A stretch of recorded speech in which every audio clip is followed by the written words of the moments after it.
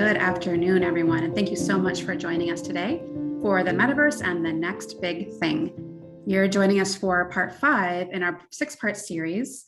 The whole series is called Imagining a Better Online World, Exploring the Decentralized Web. My name is Davis Aaron Anderson. I am Director of Programs and Partnerships.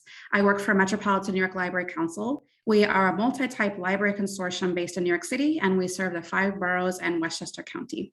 I'm really pleased today to present this webinar to you along with our partners at Internet Archive, DWeb, and Library Futures. If you'd like to follow along with Metro, we are at MNYLC, and we also have a newsletter that you're welcome to sign up for as well. So we are looking forward to a robust conversation. This is a big topic, I know. As we go along, you're welcome to drop your questions about the topic into chat, or if you prefer Q&A, we can take them there as well. But yes, we look forward to your questions, so ask away. We're also going to send you at the end of this hour a resource guide. We're developing one for every single one of these episodes here. So this is our 5th in our series of 6. So stay tuned to your inbox as well. We'll get that to you in PDF form as soon as we can. So without further ado, I will hand things over to Wendy Hanamura. Wendy is Director of Partnerships at Internet Archive, and she is really the brainpower behind the 6-part series, Imagining a Better Online World, Exploring the Decentralized Web. So Wendy, over to you, and thank you so much for joining me today. Thank you, Davis. Hi, everyone. My name is Wendy Hanamura. I'm the Director of Partnerships at the Internet Archive, which you see behind me, actually a picture of the Internet Archive. But today I am going to take you into the virtual Internet Archive, the Internet Archive of the Metaverse. That's what we're going to be talking about today. We're going to be talking about the Metaverse and the next big thing, which also starts with an N, the NFT. The non-fungible token. You know, in our world, everyone's always saying, what is the killer app that is going to get people to move? And many people believe that the killer app of Web3 is the NFT. So what do all these terms mean? We're going to take you through those and share those with you. Let me share with you a little bit about the game plan for today. We're going to start, as I mentioned, defining the terms. What do we mean by Metaverse, by NFT, by Web3. But then most importantly, we are going to show you and take you with us into the Metaverse, where Jin, one of the pioneers of this world, will actually mint an NFT, show you how that all works. And we're going to save a good amount of time for Q&A at the end. But first, I want to start by showing you this. Welcome to the Metaverse. What you're seeing is an avatar walking through a scanned version of the Internet Archive where I work. It was scanned by Jin, the world builder. And if you can wrap your mind around this, the entire thing that you're seeing is also an NFT, a non-fungible token. You've probably been hearing a lot about them, how they sell for millions, where we're going to show you a little bit more about them, where they're shown, where they're sold, and talk about some of the downsides of NFTs as well. Let's start, though, by asking you a question. Could you write for me, when you hear the term Metaverse, write in chat, what does that mean for you? We've all famously heard last year that Mark Zuckerberg renamed Facebook Meta for the Metaverse. I'm seeing in chat that for some of you, it means cyberspace on steroids. It means Second Life. It means a Ponzi scheme. AstroTurf futurism. Thank you for sharing that. Well, I want to share with you this quote by Neal Stephenson, because Neal Stephenson, the science fiction author, was the first person to coin the term metaverse. And what he said was, we have a small, extremely literate power elite, the people who go into the metaverse, basically, who understand that information is power, and who control society because they have this semi-mystical ability to speak magic computer language.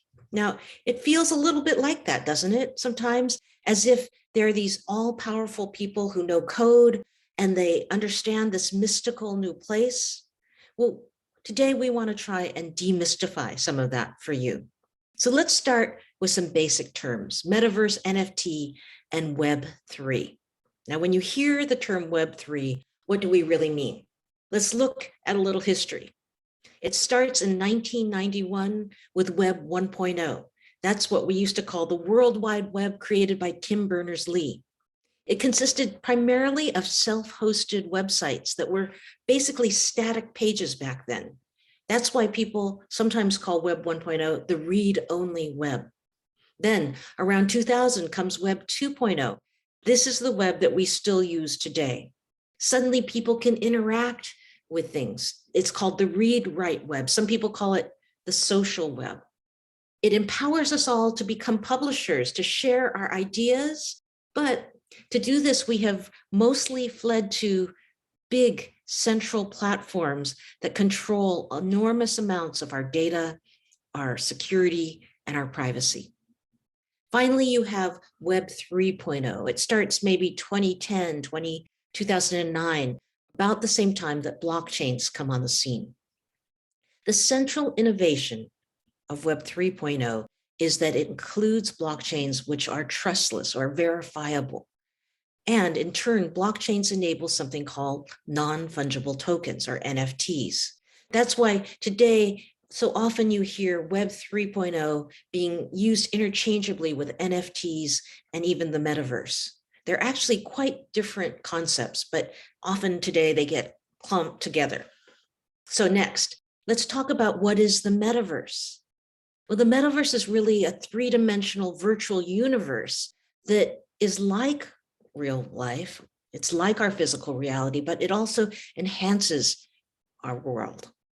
Right now, you find developers like Jin using extended reality, virtual reality, augmented reality, some social communication technologies to create these new immersive worlds. The true believers say, and they believe that the internet, the next generation internet, will be synonymous with the metaverse. You'll have one contiguous, immersive, persistent, interoperable world. Finally, let's talk about what is an NFT, or non-fungible token. Well, honestly, an NFT is really just an entry on a blockchain. Yes, that means it's a long string of numbers that are used to certify a unique certificate of ownership for something. It could be a digital artwork, it could be an NBA player card, it could be an avatar in a game, anything really, including physical things like a constitution or a piece of real land. Now, this NFT that you're looking at was designed by Jin, and that's Jin's avatar that you see on the left. I first met Jin back in 2016 when he was actually sitting in real life on the steps of the Internet Archive after the Decentralized Web Summit of 2016. And we got to talking, and Jin said to me, "Wendy, could I come back and scan the entire Internet Archive?" And I thought, sure, why not? And that is how our friendship began. Jin is an artist. He's a hacker. He's a VR developer. He's a world builder. He has specialized for the last 8 years in spatial computing, and he's quite well known for being a big proponent of interoperability in the metaverse. Please welcome citizen of the metaverse, Jin. Hey, thanks for the intro, Wendy. It's great to be here. Jin, thank you for joining us. You know, I thought it would be great if we could start by having you show us a little bit about your world. Let's just focus on Jin and spotlight him completely. But Jin, show us the space you're in. Is this your office?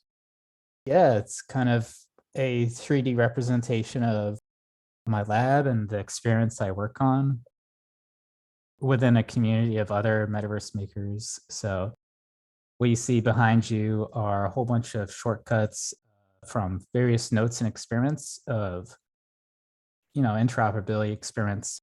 Me and my friends, we have a bunch of parcels and platform crypto voxels, and I bring that into different game engines and editors. And I'm really interested in exploring the ideas of digital asset ownership and new business models and ways of living and working,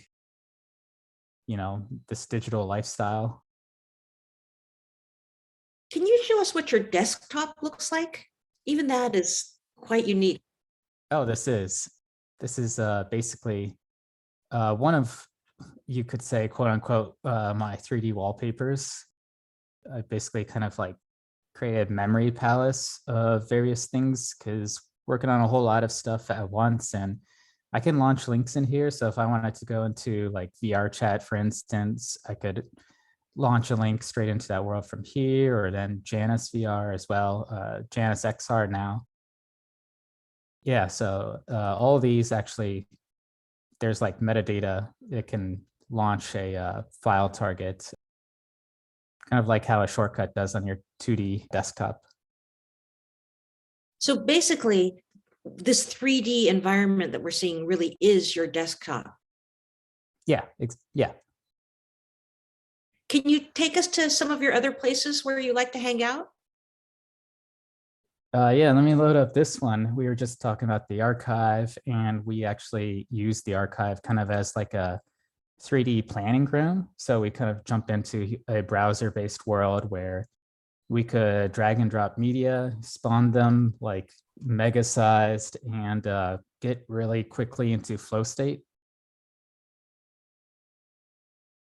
This is one of the worlds that we use as kind of like an alternative to Zoom.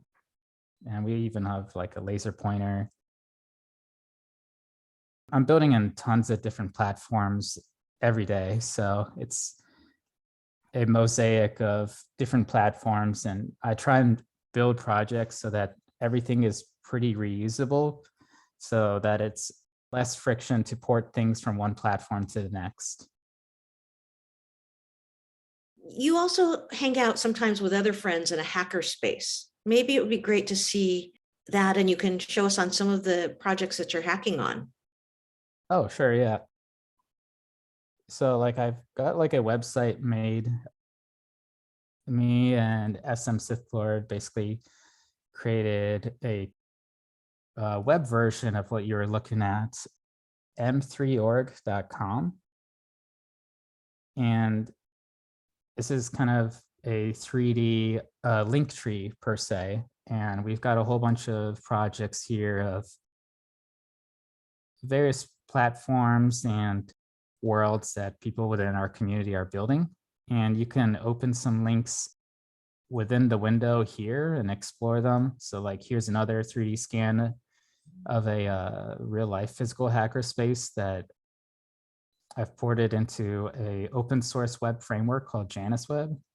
And you can open up more links and there's portals, so it can take you even deeper. And this is all based on some simple markup language as well. But yeah, you can go through that portal. I can go into here, and this actually takes you to a hackerspace that was scanned in San Francisco called Noisebridge. And yeah, there's a whole bunch to explore here if you're interested in kind of like the things me and my friends are building. That's phenomenal. I've never actually been to the real Noisebridge, but thanks to you, I've actually now just kind of experienced Noisebridge. During the pandemic, Jin, when all of us were locked down in our houses, how did you experience kind of COVID lockdown? That year,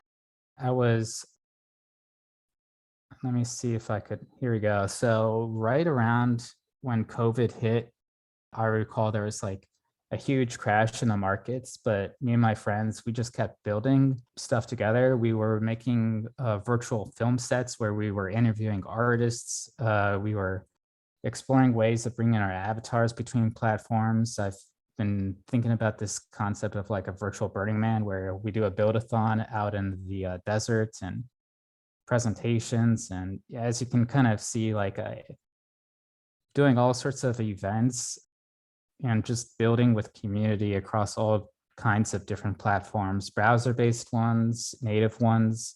And you kind of see as well, like this photogrammetry world that was scanned from this event space in Oakland. And, these event spaces also took a hard hit because they couldn't do physical events anymore. We digitized them and we're hosting events in the digital world. And some are kind of better fit for like, if you wanted to do a lightning talk, then like Hubs is really great for doing lightning talks. But then we would do a two-parter. So after that, we would jump into another platform for like wine and cheese and music and kind of like a mixer style event. So it was a lot of fun. And it wasn't just work and cocktails. You could do things like raves or go hiking or adventuring around the world, right? Oh yeah, I mean, some of these platforms, when you go in there, like you can just drop a portal and then explore all sorts of different events. There's, if you're interested in like the underground like rave scene, there's this documentary, a couple really good documentaries up on YouTube, in which, I mean, I think VR Chat for sure has like the best club scene in the metaverse. And something I'm really interested in is like ways of like streaming like what's happening here to other places, like to the web, for instance, because a lot of my friends that have like Mac couldn't join us because it was like PC only. So that's a thing that, yeah, we can find solutions for by connecting web tech to native engines. So let me just stop us here. We're not seeing like a movie. We're seeing actual screen captures of people going to a 3D world that's a rave and dancing and interacting and socializing and having fun, correct?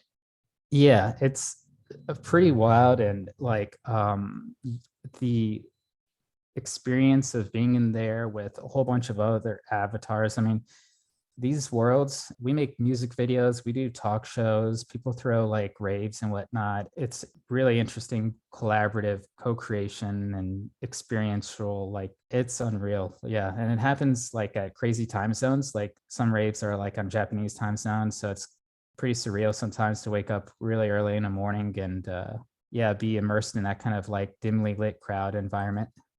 And people are saying when you're in that rave, are you all wearing headsets in order to be in that world?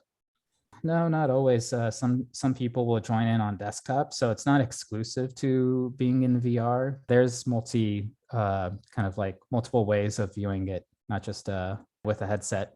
It's the thing I think people overlook. Like you can jump into any of these worlds just on your desktop.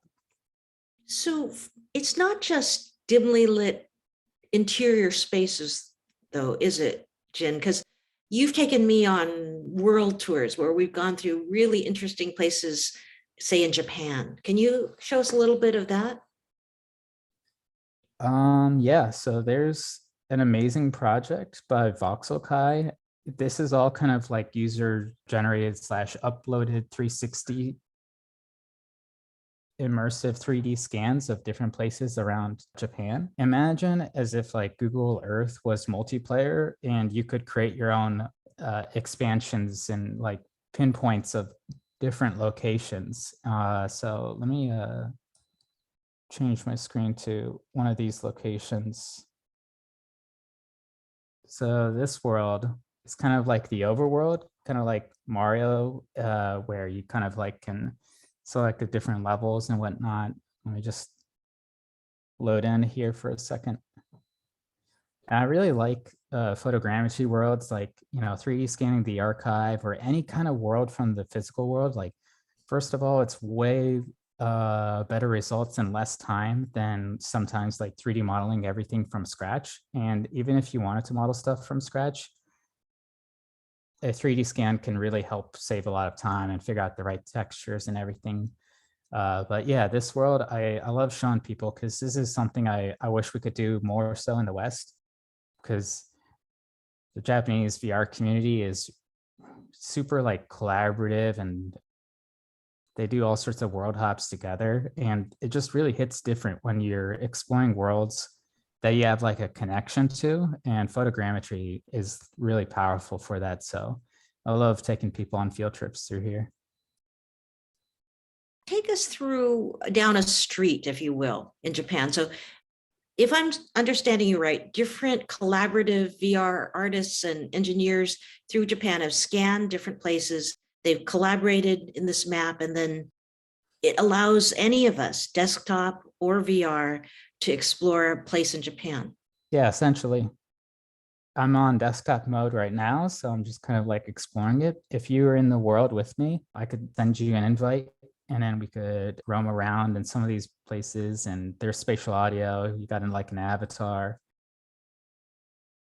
And I like the detail that some people add to these scenes. Like, for example, these trees with the leaves blowing, it really breathes in some life because the models themselves are usually just very static on their own. So there's a lot that you can kind of compose on top of these environments. And I just love using and seeing and exploring photogrammetry being used in this way. It's a really underrated ingredient. And there's a light painting here that was left here most recently by an artist who does most of her paintings exclusively using VR painting tools. She left a signature here, can find her on Twitter. And yeah, she also mints NFTs of her paintings, which is really cool because the program she uses, Tilt Brush or Open Brush, it creates also a save file of like recreating the artist painting it. So I find that like a beautiful kind of like signature proof of human work kind of aspect of it. But yeah, she left this really interesting light dragon painting here, and juxtaposition with the 3D scan world is just amazing. You know, I could stay in this world with you forever, but I think we should go and talk a little bit about non-fungible tokens, which is perhaps the most controversial topic in the Web3 world.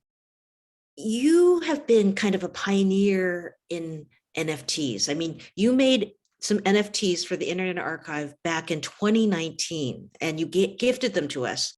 We have never sold them, but show me some of the latest technology and just kind of demystify how one makes an NFT for everyone, and where they're being shown the gallery spaces of NFTs. Sure. Non-fungible tokens, they're not too difficult to mint. You basically first have to set up a wallet, and then you could mint one from your address on your own smart contract. So that's what I do here using Manifold Studio. So on some platforms, you mint on someone else's smart contract, but on Manifold, you can create your own smart contract and have the most kind of artist sovereignty that way. This is how I minted some 3D NFTs called Dank Nugs, which is kind of my version of a open Metaverse grants program in which people can get something in return. Yeah, I've got some 3D NFTs there, but if you wanted to kind of explore what it might look like, you can go to On Cyber, for example, and they have these art galleries which people use to display their collections. Right now, it feels like we're in a really skeuomorphic kind of era where people create art galleries that are themselves like, they look like art galleries that we expect, and the real world art kind of hanging on a 2D art, hanging in a 3D space. But in the future, I think that's going to pretty soon change as more 3D NFTs are created. Like more and more people are like getting home spaces and having their own avatars and whatnot. 3D avatars, not like what you see here. I've got like a 2D PFP as my avatar, but it's going to incentivize more 3D NFT creation. And it's a way that, digital artists can really, it's been really difficult for digital artists to make a living because it's so easy to just right click and copy and save whatever they're creating. So like for me, I've been creating art, and most of the money I made as like a freelance creator, it's been through client projects. But when I started to mint NFTs, I started to actually become more find collectors and people who were interested in the art that I really wanted to create, not just like things that I would create for other people for money. And it was pretty liberating. And that's what is kind of like happening in this space. People are kind of like finding the kind of 100 true fans and create and distribute and monetize their own creations in this way. So Jin, can you take us to, is this Crypto Voxels? Take us to the space where everything is an NFT. The land is an NFT, the buildings are an NFT, the things on the buildings are NFTs. Yeah, sure. So here's one from a really awesome artist, Emotional, and he has been basically bringing his stuff to all sorts of different platforms. And the NFTs that he owns on this parcel are represented by this silver border frame. And you can view the kind of like metadata information about each. But what's really cool also about the stuff that he's creating, and by the way, like this whole world is, it's like you can explore other people's 3D websites, and they usually have galleries on them. And yeah, it kind of reminds me of MySpace meets GeoCities on the Ethereum blockchain. Right. So this space we're in, Crypto Voxels, is where early NFT creators hung out. And you guys would make things and swap them with each other. It wasn't really about millions of dollars. And sometimes you would give space, land in this world in exchange for a piece of artwork. Yeah, that's true. Yeah, a lot of it was gift giving, and prices were pretty cheap back then. I got mine for like $30, I believe, was my first piece of land. And you kind of created a little hub of makers that you enjoy. This is where it meets GeoCities, right? This is Crypto Voxels, and he's going to take us to his block, if you will. Yeah, this is where me and a whole bunch of other friends that have been making 3D websites and worlds for a while all kind of like set up camp. And we even got a chance to like name our district makers, after all kinds of people who like to DIY, hacker art, like build stuff. And kind of used it as our neighborhood where we can just walk from our parcel to our friend's parcel just down the street. Here's my spot. Oh, I've got like kind of want to get this light baked. Hold on. But yeah, I've got like NFTs here that I kind of hang, and my friends down the street. And some of them have been gifted to you. And if I understand right, Jin, if it has like a silver frame, that has a special meaning. Right. Yeah. So that means that the silver frame is like, this token belongs in my wallet. And some of these are like commemorative tokens, like distributed for signing a guest book at this party I went to, or here's like a proof of attendance token for a couple hackathons I participated in. I got this katana from a friend. And here's like one of my friend's artworks that I got. I bought that one though, it wasn't a gift. But my avatar is wearing like some NFTs as well. This penguin on my head, that was a gift from a friend, as well as these katanas. So this is kind of your metaverse scrapbook, if you will. Each of these NFTs has a kind of a memory for you of an event or a gift or a friend. It's the 21st century scrapbookers pastiche of memories. I love this. I want us to go back though, because I think we did not show people step by step how you actually mint an NFT. And so I'm seeing in chat, they want us to go back and show that process. It happens so quickly, I think it buzzed by everyone. Yeah, so to create an NFT, a number of different platforms that kind of make it easy, step-by-step process. One of them is Rarible. And so on Rarible, you can sign on. You first have to download metamask.io. You download this wallet and you make sure to secure the seed phrase it gives you, not on your computer, but write it down and back it up. You can get like a hardware wallet to be extra secure, but it's a free browser extension, and then you can use that as like a single sign-on for any Web3 kind of project / service. So Rarible is one platform which you can create NFTs. You go up to create, and then you can choose what chain you want to mint on. They each have different trade-offs and whatnot in different collectors markets. Like Polygon is super fast and cheap, So a lot of people mint wearables onto here. Ethereum, a lot of people kind of buy high value art on here. If I were to do like Polygon, I would need to switch that network. If I do Ethereum, I could do single or multiple, and then I could choose what kind of file I want to upload. And then that uploads to IPFS usually, and it gives you a hash. Let's choose a file. Let's just show them how quick it can be done. Okay, so I'll pick this image, and then I can give it a fixed price, or that's optional. It can not be for sale. You can also do unlockable content, so kind of like how you buy art on like a Sketchfab, and then or some other website, and then they give you access to the 3D files after you buy them. You can enter links to those files, but for now, I'm just going to do that.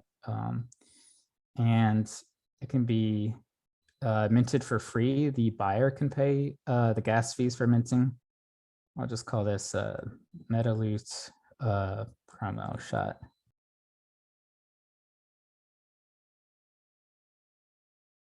And while Jin is working, I just want to emphasize that what he's doing is he's creating a hash on a blockchain for an image, but the image itself has to live someplace. Many of you are librarians. It has to be preserved. There is no guarantee that the image itself will live just because the certificate of ownership lives in the blockchain. Yeah, so this once you fill out everything, then it uploads all the media and metadata to IPFS, and then it sends a couple of transaction requests that you would have to sign and approve of, and the MetaMask extension, and then afterwards it'll be minted onto the chain. I just want to kind of, before I do that, show that on Manifold, you can do all this stuff by minting on your own contract. And then when you do that, it appears on all sorts of different platforms, and you can import this contract into many places. I've got some examples, but I don't think it's safe for work to show them because they're like, it's based on weed, but yeah, it uploads to Arweave, and Arweave is like a kind of a permanent storage solution, which is kind of silly to say because like the history of like digital storage is, I mean, the Internet Archive is a great example, like the Wayback Machine, right? We have like 25 years of internet history preserved, and libraries have existed for thousands of years. So it's a fascinating space. Like there's a lot of alignment between our shared love and appreciation of like preserving digital artifacts and digital preservation and the technology that goes into such. I do a lot of exploring of that kind of concept in my own lab because, for example, that CryptoVoxels world that we were just exploring, well, there's no Wayback Machine for any of these virtual worlds. And the history of virtual worlds is littered like with kind of graveyards of worlds that are kind of lost and abandoned. And, it's usually independent people that try and preserve such like in museums or like services like the Wayback Machine. And I'm working on such with on some of these platforms like CryptoVoxels we were just exploring. And once you have a snapshot of that world, it's cool because then like it's a 3D snapshot. Imagine like a 3D website, then you can use that as a composable ingredient for more stuff, like building a kind of a fork of that world into an alternative reality, like what I've kind of got going here on the screens, a desert version. So Jin, did you hit mint? Has your NFT minted? I didn't because I realized I was logged in the wrong account. So I don't want to mint. I want to make this account exclusive to a certain collection of mintables. So yeah. Had you hit mint, it would have taken just a matter of moments to create that NFT where the price of gas is borne by the person who buys it or who owns it. But I want to point us to a question. Someone says, can we speak to the enormous environmental impact of proof of work NFTs via Ethereum? Why not use something less impactful like proof of stake? Why not turn to these options? Yeah, Ethereum is on its way to merge, the great merge, later this year. So it's already something that's been set in motion and in its final steps. And there are like other chains such as Polygon, which are extremely efficient and fast. So you have an option between, the underlying tech layer. So like Polygon is something that a lot of platforms are choosing. $1 worth of this will cover thousands of transactions. People use it for things that are kind of like low cost, wearables and stuff like that. Another one of our audience members says, suppose a pixie lures you into minting an NFT. They claim, they sue. How do you remove that NFT? There have been takedown requests on the front end. The back end is obviously like decentralized in such a way that like a database that nobody has like root privileges. Well, everyone does in a way. So I shouldn't say nobody, but you can perhaps like, exclude from being shown on some of these marketplaces that are used primarily for discovery of that content. It's a tricky subject, I would say. We have a question from Benjamin. He says, what are the 2 or 3 biggest portability issues between different virtual spaces right now? So portability is a really interesting subject. Like one of the things that makes it easier is NFTs encourage a lot of people towards open standards for file formats and whatnot. So things like GLTF, for example, is really like it's called the kind of JPEG of 3D, and collectors and artists are incentivized to mint things that will last a long time. So they're driven to these interoperable formats, and that way it can be useful in tons of different platforms. And there's an avatar format based on that called VRM. I'm using that for how I'm streaming right now, but you can also use it in all sorts of different engines and virtual worlds. It's kind of incentivizing people towards, these interoperable open standards and formats that the game engines are kind of transferring and being more like browsers, and browsers are becoming more like game engines. So just so I understand, Jin, what we're talking about is interoperability. So you've created, say, your avatar that we're seeing right now, and you deck it out with a good sword, a katana, and interesting wearables, and you'd like to be able to take all of those things from one world to another world. But that requires different standards that everyone would abide by. Is that what we're talking about? Yeah, and I would say it's not completely there. I'm trying to create a lot of content and documentation with community, and as well as a community that is building on all sorts of different platforms and projects to work on these things. I find that a lot of the work that's being done in this area is by people not exclusive to one platform, but are building across all sorts of different platforms. And so, it's a really open slash, a lot of working groups are kind of working on this kind of stuff. M3 is one of them. OMI group is another, and we primarily work on GitHub and Discord. Participation is free, and it's like still really early days of this. There's a lot of friction to bring content from one place to the next, and I don't think it's going to be all like machine automated. I think there's going to be an in between where avatar tailors and porters, will have more economic incentives slash, they can create jobs in which people can help tailor wearables for different avatars or bring stuff from one place to the next. So yeah, it's still a work in progress, I would say, but there are standards that support such. Thank you, Jen. Let's talk a little bit about privacy, because in privacy, what I'm driving at is, today in Web 2.0, we're quite concerned that the big platforms have so much information about where we go and what we buy and what our tastes and proclivities are.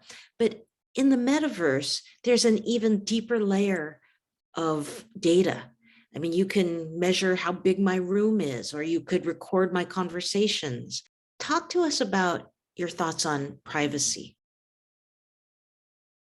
Yeah, I have a devlog on this, and this devlog kind of covers some of the cultural trends that are happening, such as VTubers, this software that I'm using. So, like, in Japan, is pretty ahead in terms of like avatar culture. They avatars are kind of like a privacy technology, and the culture of virtual worlds and games is like creating a new identity per se. And I feel like the open metaverse is kind of like has a cornerstone around this notion of user-centric slash digital identity. And yeah, so there's not every chain, for instance, like blockchain, it is like transparent and everyone can see everything, but there is tech in which you can have private transactions. I have a section down here. There's some services in which you could for private transactions on Ethereum, like Tornado Cash. There's upgrades to Ethereum come in, Zcash, which it's kind of like the HTTPS for Bitcoin. It's a fork of Bitcoin where you have like private transactions, and Secret Network is working on NFTs in which they can be private, which I think it's rather interesting because I haven't played an MMO where everybody could see everybody else's inventories. It's kind of like a alien concept in terms of like video games. So there's some work to be done though, because all this kind of tech does rely on a lot of tracking data. So when you were showing us those avatars as a means of privacy, it's because I don't ever have to show my actual face. In fact, I could obscure my voice with voice altering technologies. So there is a form of privacy by intermediating in this world through avatars.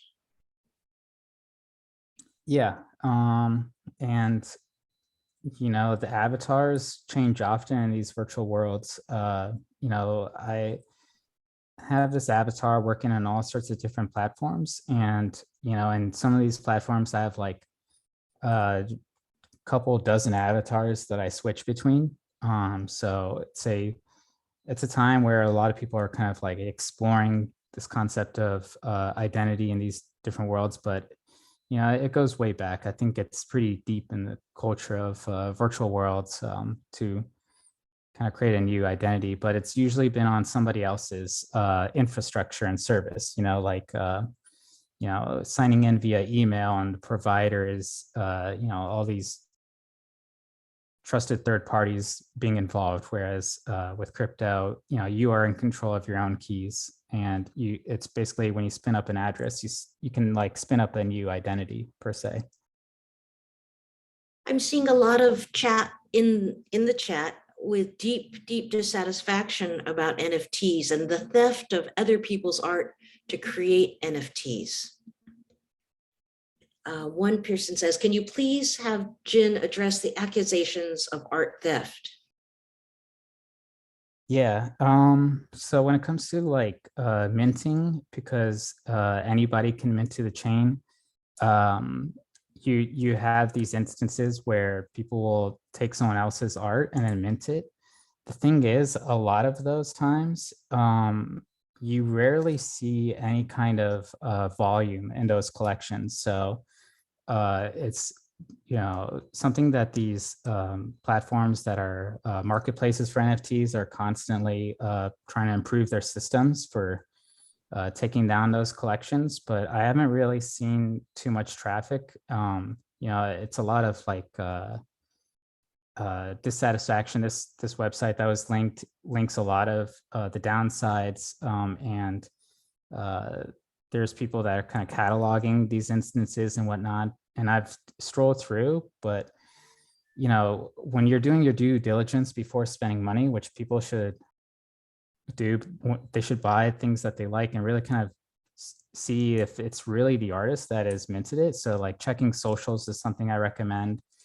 Is this something that the official artist like has promoted on their channels?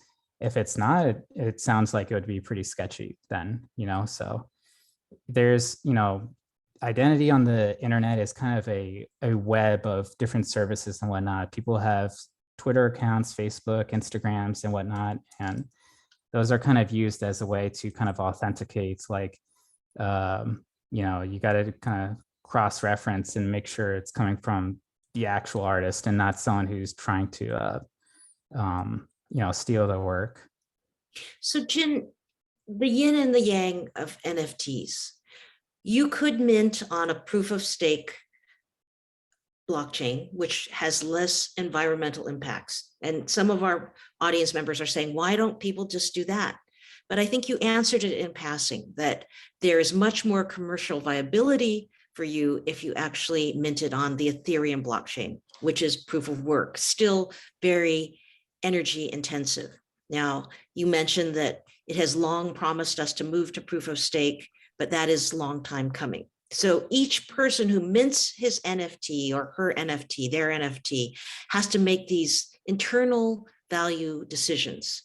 Less energy use and perhaps less commercial viability or greater environmental impact. There are lots of people stealing things and minting them and people losing money, art scams, if you will.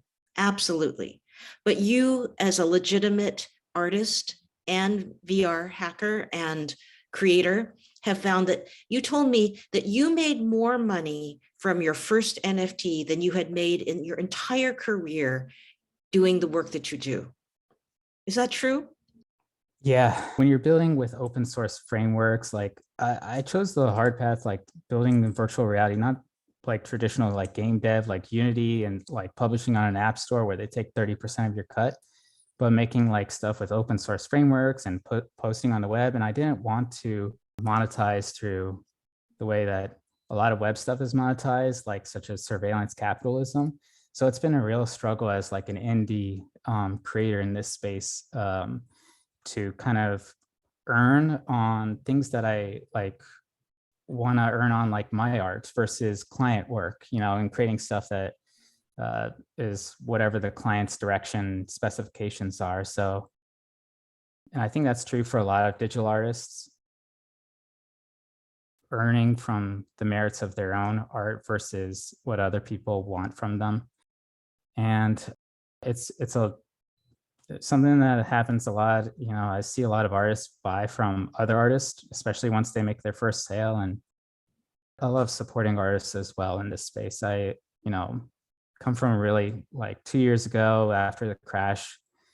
Me and my friends were pretty broke and NFTs were really niche, but, the tech really fascinated us. A lot of, it's a lot of experimentation and whatnot happening. And yeah, it's something that has kind of opened up the ability for people to quit their jobs and create what they love and earn a living off of it, which is wonderful. I was at the Venice Biennale with many, many artists. And at one talk I went to, they were talking about NFTs and they said, look, the truth is in the art world, you're building for a bunch of white guys who are 70 years old, because that's who buys art in this world. But now with NFTs, we can create art for a community of people who are much more like ourselves. As you said, you can find the 100 or the 10 people who really vibe with the things that you create. It takes the middleman, the gallery, the business of art out of the middle. I want to end our session with this philosophical question. And it says, I guess I'm still not understanding the grander purpose of this technology beyond entertainment. creating identities and worlds. Maybe I'm missing something. What prevents the cultural impact of this being negative socially, as we have seen with social media? One thing that gives me optimism and hope is in virtual reality, you have a lot more bandwidth for empathy. Being in virtual reality with another person, you have body language, you have voice, and you're more active as well. And there's a lot of nuance lost in text based communication platforms, and it's more asynchronous. And that sense of presence, being there with other people, you experience a lot of genuine good connections. Whereas social media today, it's a lot of PvP, like player versus player. And yeah, I just find that a lot of genuine people and creatives, like also like the culture is what you make, like, because you can just drop a portal and show the stuff that you're working on or your new avatar. And a lot of culture is based around love and appreciation of art. So that gives me hope that, it's not going to go the way of how Web2 social networks have, but it's still pretty early. Displays and technology, it's going to get, it's more and more important. I feel like there is a risk that we are sleepwalking into a period of like more and more centralization, like with these apps being like choke points for people to control our data and our access to services. There's a risk. And so we need applications that use a lot of the underlying decentralized tech infrastructure to drive more mass adoption of, decentralization and sovereignty of our identity. And, so we can truly own our data and build a future that we want. Jin, my final question to you is, what is your ultimate goal here? You live and breathe and build this world. What are you hoping for? If I were to summarize it in one word, I would say freedom. Freedom to self-express, freedom of transactions, freedom of, in terms of movement, like being able to move around these worlds and to create whatever I want to create. I'm a big believer in open source. So I do a lot of my building in the public, and I host events and I find other like-minded people that are interested in this stuff. And I've got a devlog called Open Metaverse Framework if you want to kind of learn more. Well, HackMD is busy. Okay. But yeah, I really want to live in a future in which this stuff evolves more like the web did, using open source software and hardware that it isn't like being sent to some kind of database, and we have no ownership of that. And yeah, I'm trying to prevent a future in which the metaverse is owned from the top down. And so I'm doing a lot of bottom up building and experimenting and finding ways to, that in a digital future that many more people are going to live in, that we can all be free. Jin, thank you so much for daring to show us the world that you live in. There are a lot of naysayers, appropriately so, and it takes a lot of courage to open yourself up and show us where you're living and breathing and working and dreaming toward freedom. Thank you. I want to offer some of you more ways to go deeper with us. First, there is this resource guide where we've put videos and talks and much more critical NFT dialogue. So please, we hope that you'll dig deeper. This is the 5th of 5 resource guides, one about identity and storage and social media. And we encourage you to download all of these things as well. And there is one more session, the final Thursday of June. We will talk about the ethics of decentralization and the decentralized web with the wonderful Nathan Schneider, who will bring some of his theories. He's a professor, he's a practitioner, talking about exit to community, how we can make many winners in this new Web 3.0. So thank you so much for joining us. And thank you, Jin, and thank you, Metro, for hosting us. See you next month.